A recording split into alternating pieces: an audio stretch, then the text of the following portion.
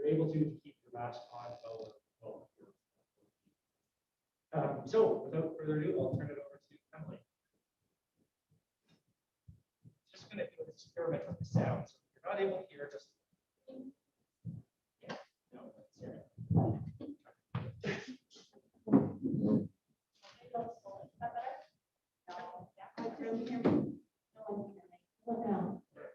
Put it a handspan away from your, right on your lapel.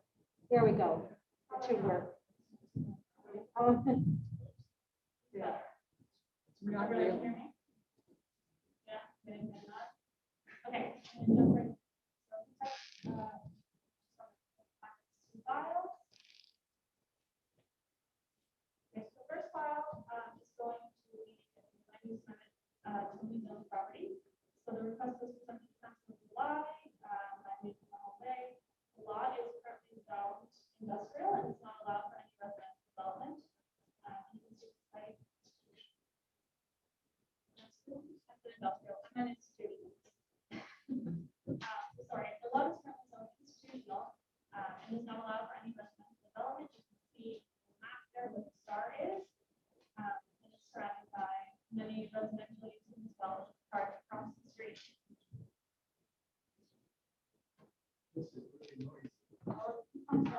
We really can't hear. It was too warm when we came in, and so we tried to get into the cooler.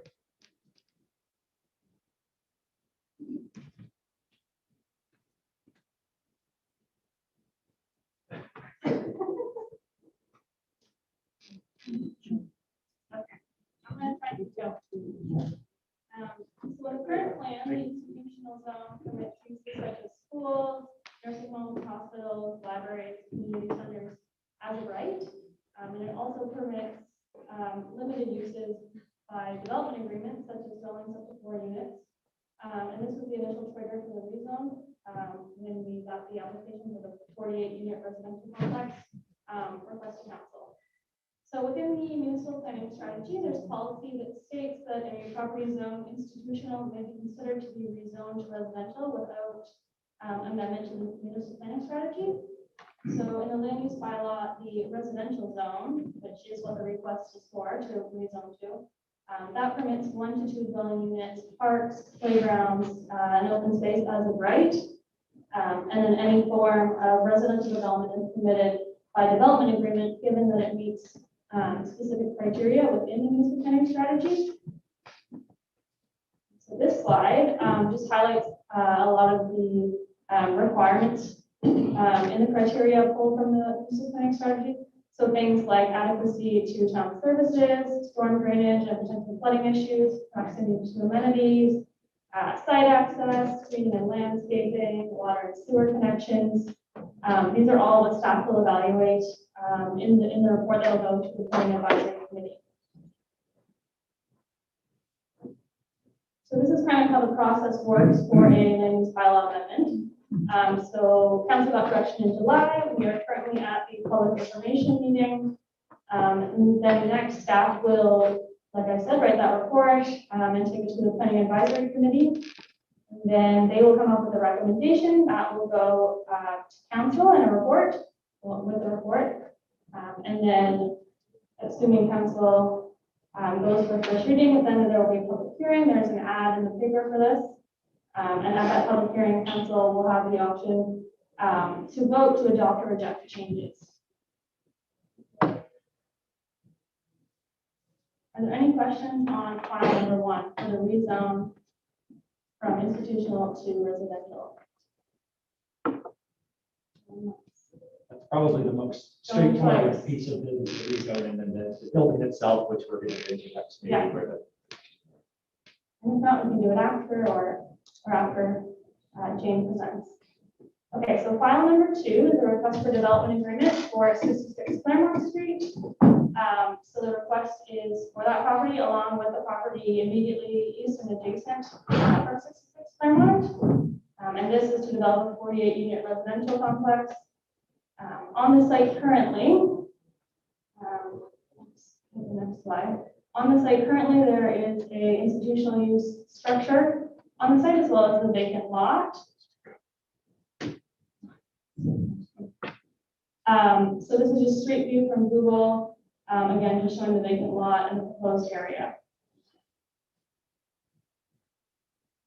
So again, all of these criteria in the municipal planning strategy will be evaluated by staff when writing that report.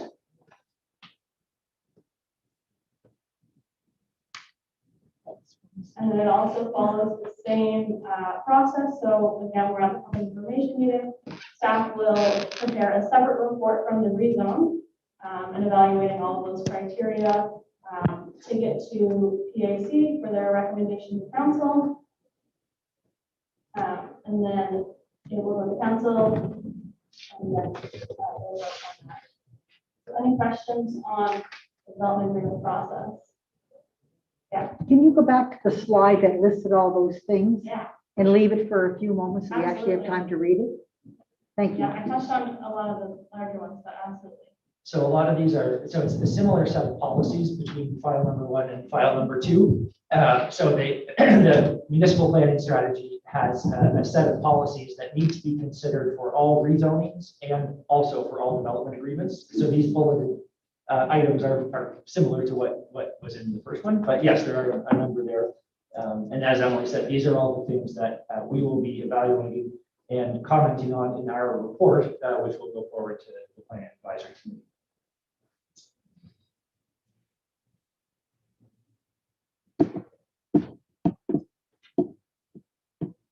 And I guess for a little bit more clarification, the way it specifically is worded in the planning strategy is these are summaries of these topics. But in the strategy, it says that council shall be satisfied that the following are met.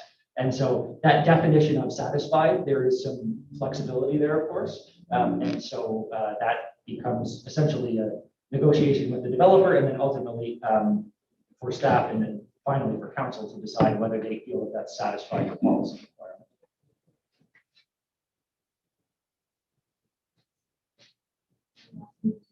Sure, yeah, I guess that's yes. If you'd like to go to the mic, that would be great. Is that working? Yes. Yeah, okay. I was just going back to file 1. I can see absolutely no compelling reason why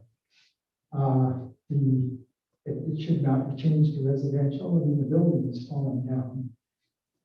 Well, my wife and I lived here for 30 years, and at one point it was quite an attractive building.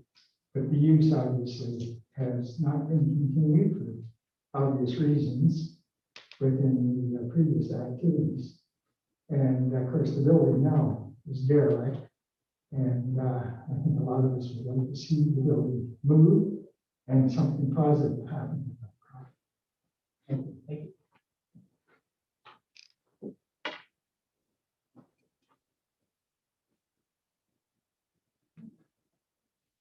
So if there's no other questions at this point, oh, yes.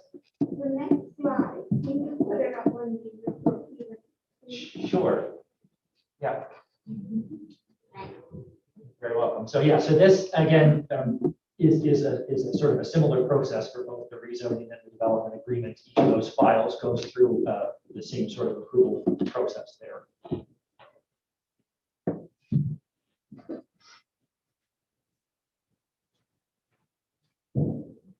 And yeah, we'll leave that up, but I guess if there's no other questions at this point, we'll just do a quick little change over here and let Jane speak a little bit more to the specifics of the proposal. And then after that, we can open it up for general questions and comments. Yeah.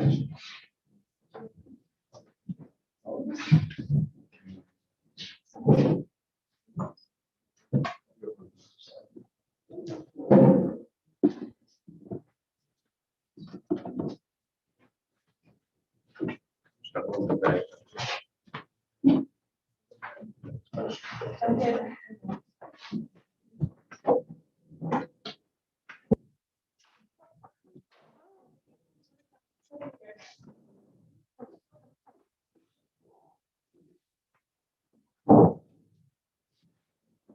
It's so somber.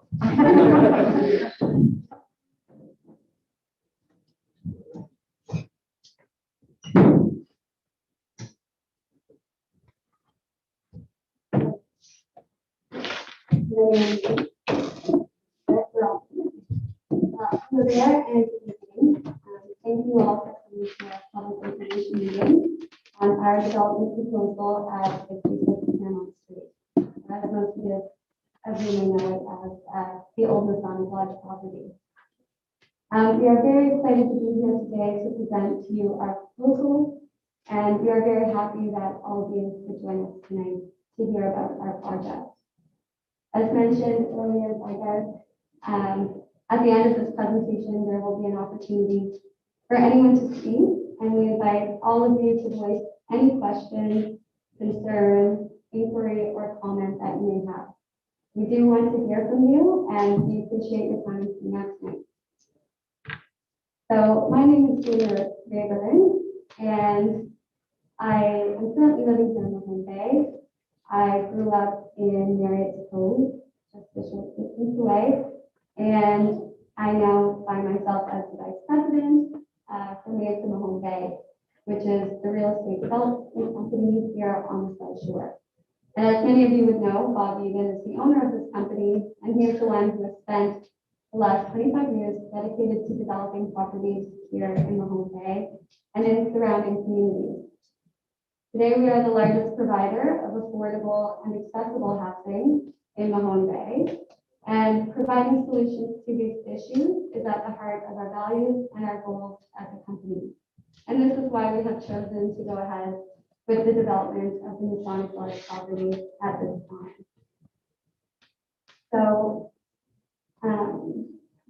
for 25 years, the company has not only built homes, but a reputation as landlords with our tenants, as developers with our builders, and with the members of this community.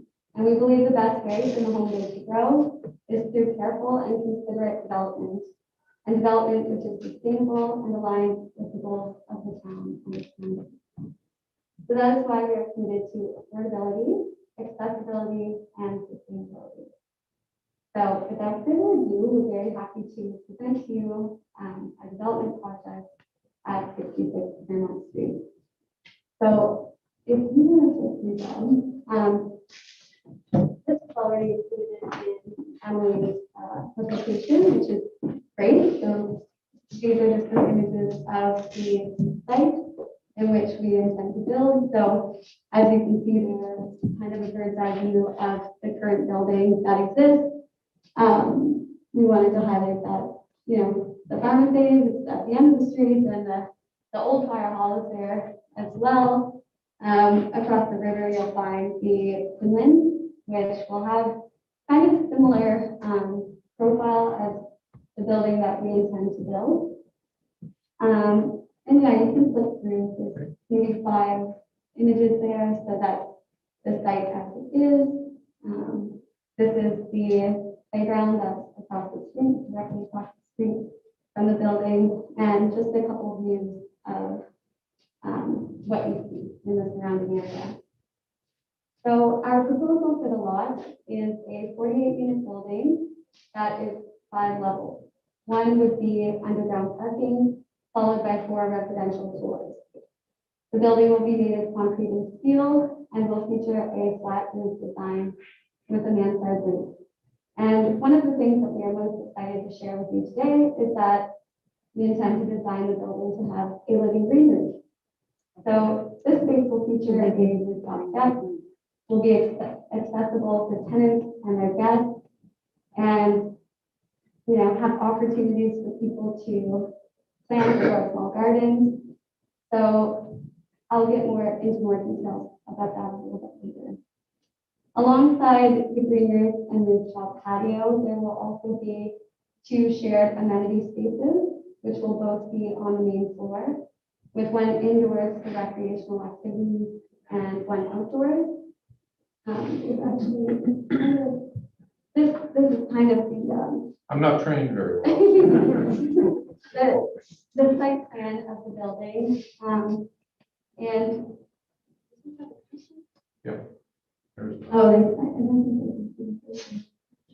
but that's okay. If you can see that white square that's above that white square, that will be the outdoor space for tenants, kind of across from the store.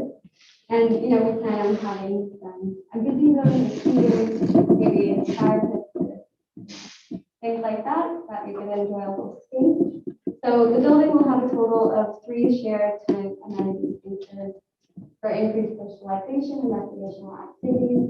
And in addition, all units will have either a patio or a balcony, it's simply depending on what floor level you are on.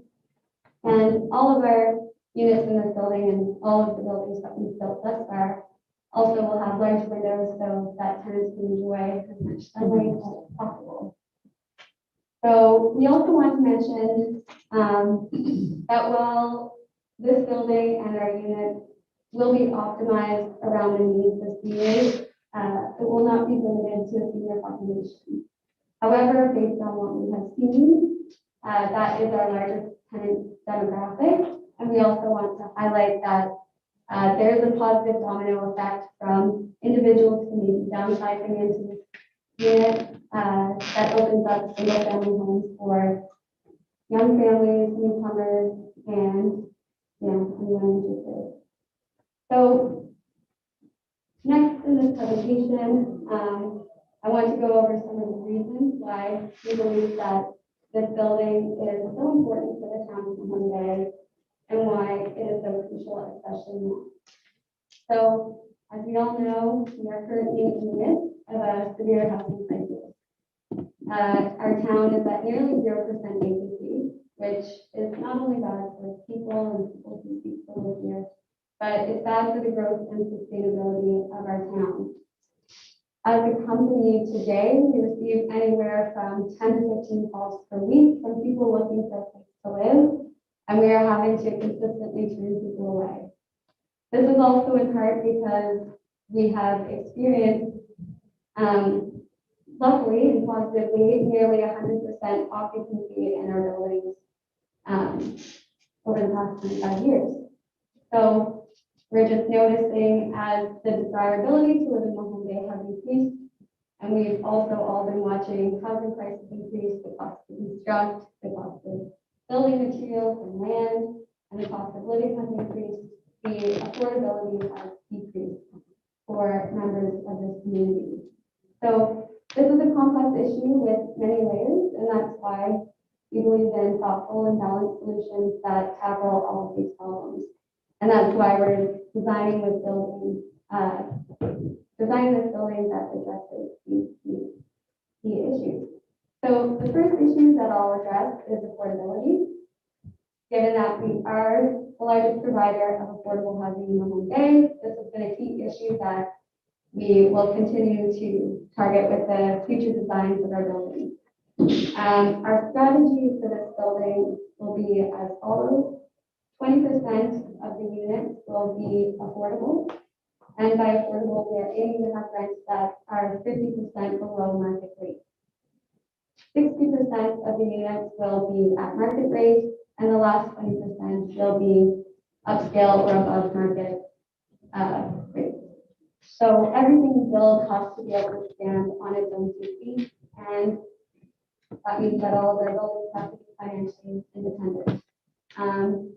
Most importantly, though, we know that mixed income housing, which are buildings that combine people from all economic strata, is the most positive and equitable way of designing our community. So this tackles social needs and a design strategy that we believe has very positive impact on the town. So the next topic is accessibility, and the way we'll address this is through visitability and walkability. So to start, visitability is defined as ease of access for people with accessibility needs. It's simply a means of creating a space that has ease of access for all. And this is from the time you enter the building to the time you enter the unit, and maybe what using that unit is like. And so 100% of the units in this building will meet visitability criteria. And this includes things such as 3-foot wide doors, elevators with ease of access, and wheelchair accessible doors with a fob entry system. And while these requirements for accessibility are more complex, another portion of this building will feature 100% accessible units. So this means wheelchair accessible kitchens and showers, lower counter heights, and front loading and front controlled appliances. So these are things that hurt nobody, but can help a lot of people. The second part of this is walkability. So this is the idea of location, location, location. What is ideal about this site for development is that all essential businesses and services are within 400 meters or less from the building. And this includes the bank, the pharmacy, the grocery store, post office, we have the fire hall, the churches, the gas station, and many of our local businesses. So Mahone Bay is also relatively small and level, which makes it an ideal place to walk. And this also takes on the idea of aging in place, which is ideal for our older tenant demographic. When individuals can no longer drive, but still seek independence, being able to walk to an amenity that is, right down the street is a way to really increase quality of life for people. So one other note about the walking environment is that it also helps reduce our reliance on cars and helps to reduce the carbon footprint in the community. So those are the two items for accessibility. Another item that I want to mention is that under these things is the sociability factor and quality of life factors that we have designed within this building. And through the course of this pandemic, I'd say we've all learned how important it is to see and interact with other people, whether it's our neighbors or our friends or our family. And so creating these spaces with 100% visibility and with a ton of accessibility features helps our tenants and helps the people in the community do exactly that. And so it's why we have 3 shared tenant amenity spaces for increased social and recreational activities, and why they're both indoors and outdoors. So on to the third and final topic I want to address is our green room and our sustainability goals. So we will be the first in the county to create a green room in a multi-unit residential building, and the first to create a green room with a rooftop patio as a shared tenant space. And that is something we're very happy about and we think will be a positive feature of this building. So to give you the rundown on it, there will be an elevator that goes straight to the deck of the roof, and the space will be approximately 1,000 square feet large, and surrounded by a 42-inch high railing and set back from the edge of the roof. And although we have yet to fully design the space, thus far we did have the privilege of speaking to Dr. Jeremy Lindholm, who's a professor at St. Mary's University and who is internationally known for his work on green rooms. And through that, we have decided that the majority of the green space will feature native perennial species known in Nova Scotia. So the reason the green roof is important to us is because we want to protect and maintain as much of the natural environment as possible. And we know that this is very important to quality of life that we experience here in Mahone Bay. And we also know that it is very key to members of this community. So when you think about it, essentially we're taking 14,000 square feet of space that would have existed on the ground, and we're moving it up to the roof, which means that ecosystems that existed previously will have the opportunity to thrive, and things such as microorganisms and pollinators will continue to exist in the space. Another big reason for the green roof is because it's a fantastic means to deal with stormwater runoff. The media on a green roof receives rainwater and returns a portion of this into the atmosphere via evaporation and transpiration. And on a conventional roof, there may be 100% runoff, while on a green roof, there maybe 80 to 90% retention. So what's left of stormwater to come off the roof would be cleaner, and it would also delay and ease the stress on existing stormwater infrastructure.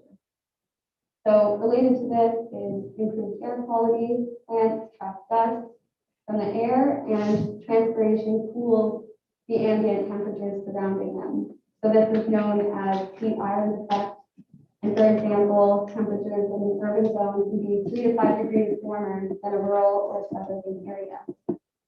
So yeah, there's also the last point about the green roof, and why we're happy about it, is also the positive psychological impact for our tenants and their guests in having a green roof. And we intend for these spaces to be used by our tenants in a number of ways that they will enjoy. So in closing, we are excited and committed to be designing a building that addresses these three key issues of affordability, accessibility, and sustainability. And we believe that it will have a very positive impact on the town and its members. The creation of this building will also have a positive economic spin-off, the local business, and the town, as there will be approximately 100 to 125 new residents added just via this building. It will create improved utilization of existing infrastructure and contribute to the consumption of Mahone Bay's electrical power grid and water system, which only benefits current residents in the town. And the added tax revenue we assess at approximately $80,000 at least per year for the town. So that's a wrap on my presentation. We look forward to your questions and comments. Thank you. Now I can retire. No, you can't. Yeah, so we'll open the floor to questions now. And I guess based on sort of who might be best able to answer the question, we'll do it that way. So it can be related to what you just heard or sort of an overarching question, and we'll sort of try to filter it there. If you're willing to, we would appreciate you coming to the mic or just speak up from where you are for the state. Nope, you're good. Are there any questions for either side? Yes. I love that you're taking on the housing problem. I think it's really important. And the ecological components of this, I think, are great. What I would like to see is, do you have any street level elevations that show how the scale interacts with the neighboring properties, just so we can kind of see it in context? Because scale, I think, is an important thing to think about when these things are being built among other homes. If you have that, We don't have that here, but we can provide that. if you could provide that to us, I think When, it would be when, we'll make sure that we have it when we do the next public input or the public hearing. Thank you. There is, for those of you that are familiar with the site, you'll know that currently it slopes down and is below the grade of the street. So there will likely be some infilling that's done there. And the building's proposed to use underground parking, so that will likely occur basically at the level that you see today. And then there'll be infill, so the first floor will be essentially at street grade or close to it. And from the initial proposal, it does appear that it will fit within the height limit in town, which is 45 feet from the average finished grade around the building to the top. So we haven't confirmed all those details yet. We're still working through those, but from the drawings that are on the screen here, it does appear so. The scale question is still a good one. Contextually, that can, go back 45. I'm sorry, I understand that. That's one way it goes. Yes. Hi, guys. I wish you success on your project. It's something that the town needs. My name is Tabitha Vito, and I own the house directly across the street at 63 Claremont. My mom lives up the street at 84 Claremont. Claremont Street has now been known as a racetrack with a lot of speeding cars, a lot of traffic. How many, you indicate that you have underground parking. You have a unit of 48 in your building. How many underground parking spots will be available? Yeah, there will be 48. 48. And will there be parking on the street? Given the fact that the fire department is at the end of that road, the road is not wide to begin with. If you have parking on both sides of the street, it does make for a potential catastrophe. Yeah, so parking on the street is an issue for the town and the traffic authority, so that in this case, whether or not there's street parking isn't actually relevant, not relevant to, but determined by the developer, but that would be by the town. So the development would not be credited with any on-street parking, so the 48 underground are to serve the development itself. On-street parking would not be reserved or specifically for this property or project. I'm not sure if that clarifies. So there may be on-street parking. I believe it is permitted on permanent enrollments, and this won't necessarily change that. So that may be something that you'd like to advocate for separately. What I would like to add though is that, you know, we have numbers, quite a number of other properties. And in the larger multi-unit buildings, the parking spaces assigned is generally one parking space per unit. In reality, there's generally less than 80% of the parking spaces built that actually get occupied by a tenant. Because a large number, something greater than 80% of our tenants are seniors, many of them stop driving. And in Boneburg, for instance, we have 26 apartments, we have 30 parking spaces, and there's an average of 15 cars in the lot at any given time. So we anticipate that as the building is populated, will determine how much of the area of the total parking space we assign to visitor parking. It's preferential for us to provide visitor parking. So Thanks, thank you for guys. the question.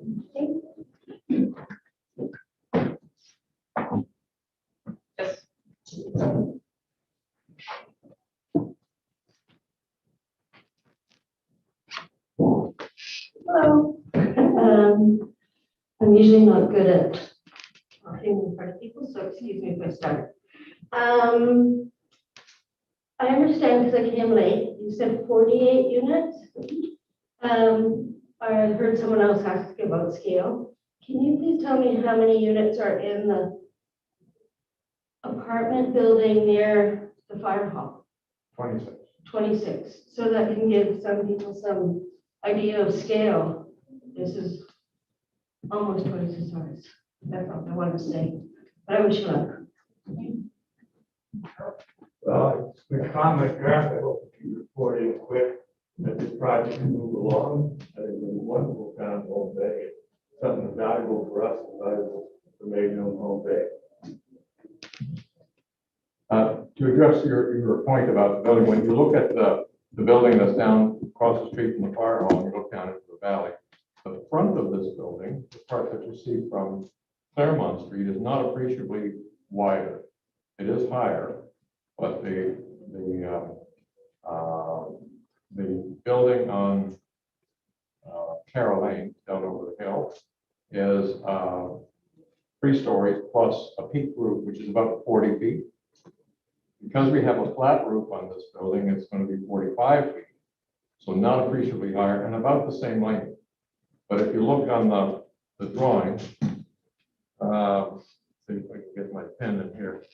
No, wait, no, let me switch to back here. So where the bigger part of the building is back away from the street, back toward the river, which you won't see from the street at all.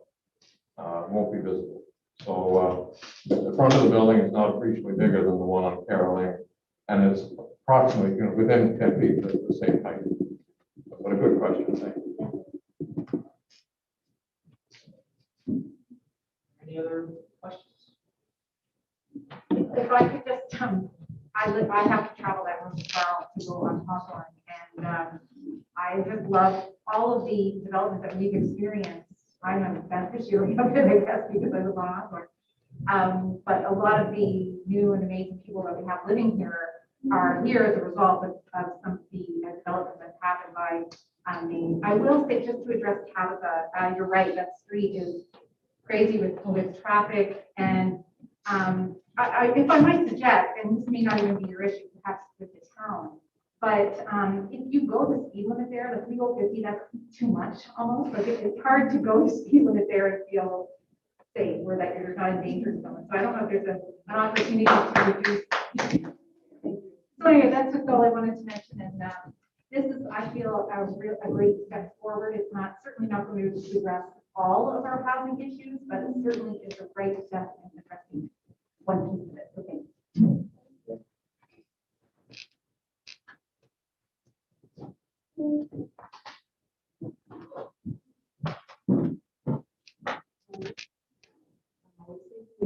I would like to understand what's going to happen to the river, whether there's any consequences to the river. I know the river further down, the privacy is, the stones are falling into it and it's not in good shape. And can you talk about that?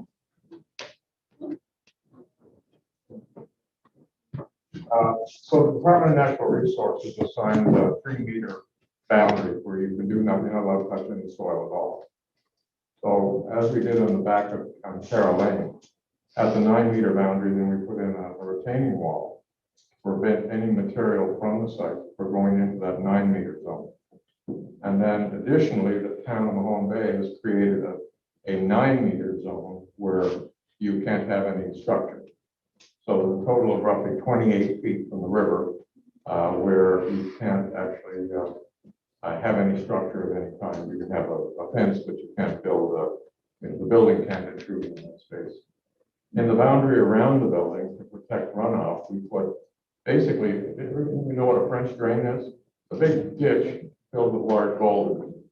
So when the water does come off the building or comes down through the gutters, it goes into this French drain, which allows time for the water to naturally percolate into the surrounding soil. Those ditches are about 4 feet by 4 feet and they're filled with a product called riprap, which is big stones with a protective membrane all around it so it doesn't infill with silt. And it's capable of handling all the runoff that will come off that building without having a green roof.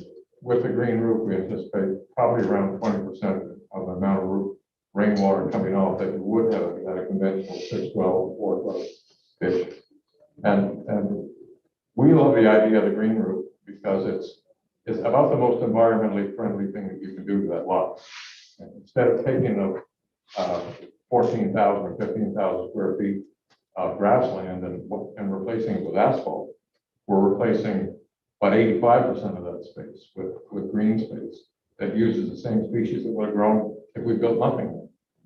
So that's the thing. And you know, there are strict rules on what we can do around that river. And, I guarantee you, everybody watches what we do. They're down there to check every little drip of water that comes off that site. We're acutely aware of it. And just to add to that, to what Bob had said, exactly, you mentioned the setback, 20-foot setback there, which is something that is a standard in town, and you wouldn't be able to make it out, but it is indicated here that the corners of the building are, do meet that. In addition, we've also requested some stormwater engineering, which I know is in the works, and that's normal at this point. It's not complete yet. So typically, what we look for is that post-development flows would not exceed pre-development flows, and all that basically means is that the net impact on the site would be so that any runoff that occurs today, with the grass and the natural environment that it is, would not be exceeded after the development's done. That's something that engineers are able to plan and to calculate, and so that's what we're looking for that before we. And as developers, we don't determine that. The site engineers do, which is a private company, and their design has to pass muster with the town. So we don't get veto power of any kind. We don't say, "Oh, I don't want to do that." The stormwater plan has to be implemented as designed.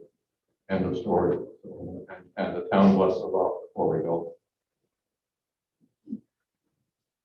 One more question. Just because I have a tenant that lives across the street, when in a perfect world, when would be your tentative start date? How long is it going to take you? Well, the biggest unknown is getting through the paperwork cycle to get to a start date. So, originally when we started this 4 months ago, we thought we'd be able to start around Christmas. My guess is it's probably around March now at the start. And depending on what happens with COVID, it'll be 18 to 24 months to complete the building. There's a big shortage of any kind of labor. The building is being contracted out to a large general contractor who will bring most of his trades in from outside because there just is nobody here local who can do this scale project. So, my guess is it's from today, it's 2 years.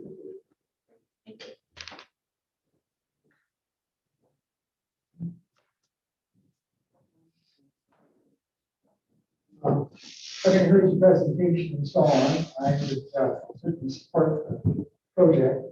Going back to Tammy's concern about traffic, in one of the studies that was done, we were all asked about traffic in the home gate. And well, I can recall when we did the opinion, and that was pretty traffic was when it was horrible. It was going to flood up Main Street. Never really happened. No doubt about it, there's been an impact on Claremont and Kimberley because of total stop, which was much needed. And you could almost call it traffic calming. And I know that in the one traffic study that was done, and we discussed it, I'm sure that Dylan would remember the comments that were made, that more traffic would probably end up on that street.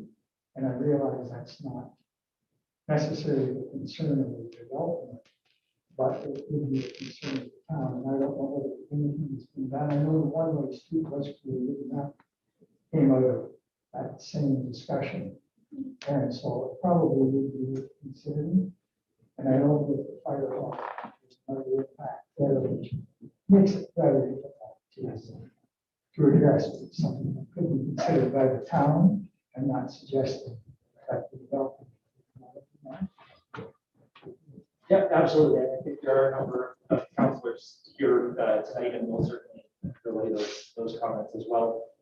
Typically, what we do as staff as part of the development agreement process is we would send plans and the information, including the unit numbers, to the town traffic authority for their comments. And typically, that is where we in the past have had calls for traffic studies come from.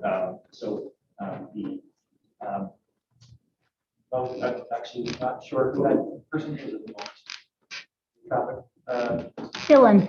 Oh, okay, it's Dylan. So we would, as the planners, we're not necessarily traffic engineers or experts in that, so we send the information to the traffic authority and are seeking basically comments. And that, I understand the broader comment about Claremont is not specific to this development, just to let everybody know that's how we work with each development that comes in, that's how we handle that outside of that sort of larger studies on problematic areas. So we have sent those off, and we're when we get the comments back, we'll go through them and see if there is a call. If there's a thought that this particular project will make the situation worse, then there would eventually be a cause for us to go back and ask for additional studies. But I understand the issue is that there's already an issue there with speed and with traffic. I think that if you go to the top of Carroll Lane, so we own the two fourplexes that are at the top of Carroll Lane that are right across from Fire Hall, as well as the building down behind. If you go to the driveway coming up from Carroll Lane, you can probably lay down in the middle of the road most of the time and not worry about getting run over. You know, the amount of traffic coming out of that building is, other than kind of in the 8 o'clock, 9 o'clock time frame, and later in the day, very, very low volume coming up out of there. Most of the tenants there are in my age group, and not like the young folks up here. And we're not running out every 20 minutes to go somewhere. So, Is there parking on both sides of the road? pardon? Will there be parking on both sides? We're not involved in that. That's a municipal decision. Gotcha. Maybe a crosswalk would be also considered. Speed bump, I wonder. The biggest problem we got in Claremont Street is no police patrol. That's the biggest problem. There's a white Dodge truck and 2 this parked cars, they race up and down there night after night after night after night. And if one of their brakes fails, that building, that used to be Herbie Heiss's grocery store, isn't gonna be there. But I haven't seen a police car anywhere near it. So I would suggest the town of Mahone Bay, get on the horn for RCMP and see if they can maybe, bring one or two of them in, 1 or 6 months, maybe. Because you want to find a policeman in Mahone Bay, you have to send them around and search and rescue. Literally. I sit in my living room every night, I live right across from the drugstore, and I hear them go. And see them. We had a question over here. Go ahead. Yeah, I just wonder if the council, we have a lot of councilors here, if they've got any idea of the traffic on Claremont Street. We have the fire hall, we have the swimming pool, we have the tennis court, we have the ballpark, we have the playground. All involves children. They're running across the street back and forth. They don't know. They're kids. And these traffic that is going up and down is scary. I sat up in my screen porch and I watch these kids. I just hold my breath. Is there anything that the council, and now with this new place being built, that's going to have families in it, it's going to be not double, but a lot. We have new babies on our street. Our street, I've been on that street for almost 40 years. There hasn't been that many children. And now there's children moving into that street. We have to do something for these kids. What of the town can come up with something to stop this? Like James says, you have no idea the cars going up it. And they say because they're loud, they're not going fast. That is a bunch of crap. When they go up past my house, and they make that turn, the ground is flying. And if they don't get that fire hall, they're going to get some. Something has to be done. Now with this, what are we going to do? Perhaps I can help with that. My name's Maureen Hughes. I work for the town. And just to address that question before we go back to the purpose of the meeting this evening, just for your information, there is a report being worked on at staff. Council have directed staff to work on a report to address traffic calming issues, traffic calming measures, I should say, in town. So that is being looked at now. We don't have a solution yet, but that is something that council has directed staff to look into. So. For how long? So, I was a bit hesitant to derail their discussion here because we have obviously council meetings to talk about. I'm Dylan Hyde, I'm the traffic authority and the CAO. We've now had great advice from engineers on what to do about Kimber and Claremont, and there will be a report on council's agenda on the 28th. So I think for anybody watching will here. It be effective? Will it stop it? Will it stop the traffic going as fast as they are? I'll just encourage you to tune into that process rather than taking your time tonight, but Well, I can assure you we are I'm just taking your bringing it question. up tonight because we said that Mr. Owen said there's gonna be families living in there. So if we get more babies on our street, what's gonna happen? I hear them come up here by the drugstore, like Jake said, they started the drugstore and they floor it. And I'm telling you, it's not funny. All they have to do is get an RCMP vehicle back in my driveway, so these clowns can't see them. And they can take it. Yep, okay, so I think we definitely heard the traffic on that street. That's right. And we've had a And response. since they There will be- repaved, it's worse.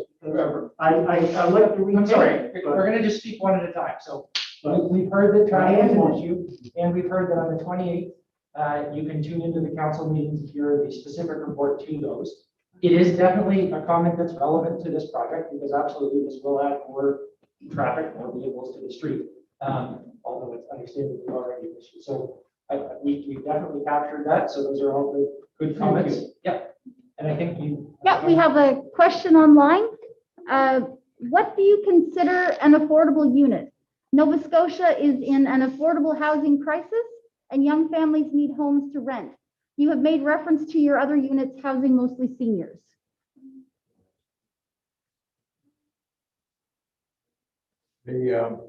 So affordability is a relative thing. Affordability in Mahone Bay is different than affordability in Halifax. Our goal, at the time the building is complete, there's an assessment done of what market rates are for the whole area, Bridgewater, Mahone Bay, Lunenburg, and perhaps as far as down as Liverpool and out to Covers and Pentower. So that will establish a number of what the average market rate is in that area. And the units that we're proposing, 20% of the units in the building will have, our goal is to have the rents in those 20% at 50%, based on the square footage of the unit, below market. So if the unit would have normally rented at market rate for $1,000, our goal is to get it to 500. And we're doing that by subsidizing the affordable units through what we receive in the rest. There's no government money going into this. There's no, Housing Nova Scotia or nobody else is putting money. It's our money. And we're moving the money around to create 20% of the units as affordable, because we think it's a social responsibility that we have as a housing provider. And what the absolute number is, that's based on square footage. If it's a 600 square foot, 800 square foot, 1,000 square foot unit. When we finished the building on Carroll Lane, the cost to construct per square foot, independent of land and soft cost, was $135 a foot. Today, 2 years later, it's $210 a square foot to construct. And we don't know what it will be by the time we finish the building. So nobody can tell you what the rent's going to be. But we can tell you that whatever the market rate is, our goal is to have those 20 units at half of what the market rate is for comparable square footage in our market area. I don't know if that answers the question in enough detail, but that's all. We don't have the ability to, I don't have a crystal ball. So. Yeah, no, thank you, Bob. That's really helpful. And just to comment from our side, that the town doesn't, we don't have a currently affordability. As has been mentioned here, even in the question, there are different definitions of affordability. So, I think the way Bob has described it is a good way to do so. Some folks will take that as affordable, and other folks may not, because there are other definitions based on their percent of rent, based on income level, and that kind of thing. So it does depend on how you define that term. Was there anyone else online? Sorry. Oh, I just wondered, when you look at the very back of the building closest to the river, what does that represent in terms of numbers of apartments?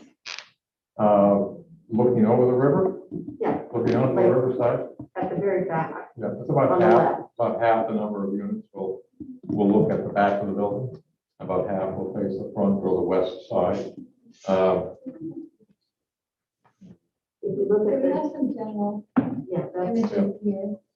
This will be, so that's what I'm trying to see at the very farthest towards the river. So, how many apartments does that represent? so about half the building will have a view of the river. Okay, you're not really answering my Well, question, but so on the left side, yeah. that is closest to the river, on the very left back. Yeah. this one, Yeah. this one, this one, this Okay. one, this one, and this one, all face the river. This is the Okay, river those right are individual apartments. Yeah. And 4 floors. Mhm. Right. Yeah.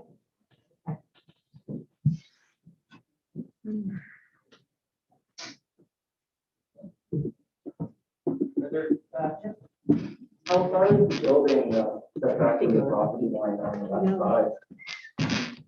I'm sorry. Oh, no, okay. Step back from the property.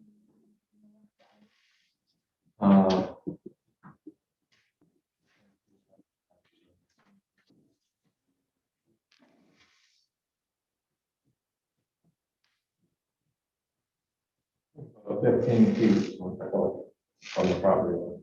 And how far do you guys plan on building the ground up on that side? The site engineering is being done as we speak to determine, there's, maybe in the next day or so, early next week, see the engineers down shooting grades and elevations to determine where the location of the infill is going to take place. If you look on the left, the west side of the property, part of it is of the new grade will be below the corner of that corner of the property, the southwest corner. So that there will actually step down. If you go back about 100 feet, then it'll be built up as it goes back toward the river. So if you look at the Masonic Lodge now, the front entryway to the Masonic Lodge is approximately the level of the main floor of the building. The parking lot will be below that grade. The building will be above that grade. And the building will be grade as it goes east on Claremont Street. It'll be inbuilt to have a level front in front of the parking lot. There will be a detailed site plan that covers stormwater runoff, which will detail exactly what those dimensions are, what the grades and elevations pre and post will be. Yeah, because we've had some flooding in the back in the center of our property. Since you guys did the one in the Claire Lane. I don't know if it's natural runoff or if it's water that's been running off and just kind of pooling, but I just don't want it all I don't want the new development to block off the natural flow of the groundwater. I don't want to bring my backyard. In the winter time.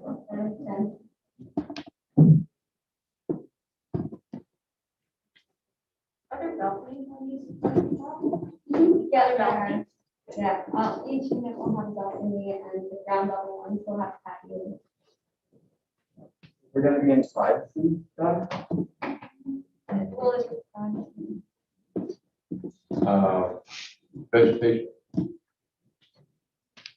There'll be a green screen around east and west and north sides of the building. Green screen as in what's there now? Planting, well, preserving as much of what we can now and then we're replanting. The existing vegetation, we only take out what's in the building envelope. What won't intrude on the building. And then we have to provide the municipality a landscape plan that they bless off on what we do to repopulate vegetation that is removed to accommodate the construction of the building. So, if the property line is 15 feet, the building is 15 feet from the property line, you can't have a tree 15 feet from the property line because you have to excavate for that foundation. So essentially everything's going to be cut out. I'm sorry, I'm hearing impaired, so you gotta. Essentially everything's got to be removed then? No. 50 feet? We take, of the big trees, we think we've taken out everything we need to take out. Right behind the lodge and to the west side of the lodge, there's a lot of small maples there. We're basically inside the building. Yeah. But we don't want to take out trees because every tree I can take out, I gotta pay to put back in. And so there's no upside to us cutting down trees. And the building is essentially going to block all of the sun in my yard because it's going to be, the sun rises right above the Masonic Lodge now. And if your building is 2 stories higher than the Masonic Lodge, then we're not going to get any sun until 12, 1 o'clock in the afternoon.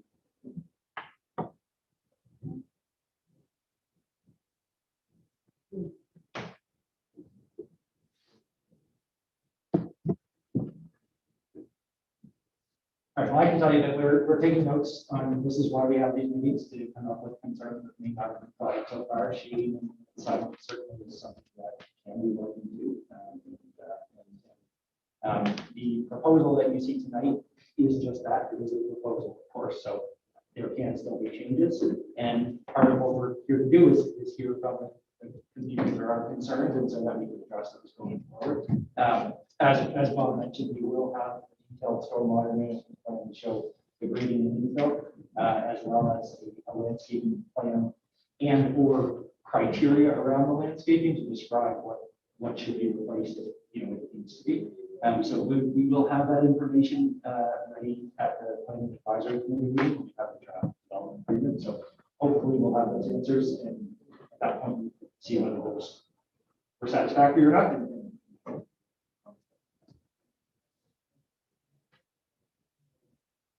there any other questions or comments? Great, well, thank you all very much for coming. As we mentioned, the next step will be at the Planning Advisory Committee meeting. We don't have a date certain yet. We try not to promise something in case we don't make it, but that'll likely be, I would say, November or December is what we're aiming for. So you can keep an eye on those agendas. Those agendas are made public and advertised. So you could certainly view or attend those meetings, I guess, depending on guidelines as it comes up. In the meantime, if you think of questions or comments when you get home that you didn't think of, you can always contact Emily and myself. We are in the Chester office, but you can certainly reach us through the town or on the town website. Our contact information is there as well. So you can always call or email with a question or a comment or anything like that if you want something later or somebody else asks you questions at home that they may be asking tonight. I think in general, we've brought up some, we've heard there's some good support for housing, so that's a positive, but there are also, as always, some issues and concerns that we want to work through. So in my mind, this was a really successful first step, and I really do appreciate you all coming out. And, yeah, if that's it. I would say thank you and have a good night.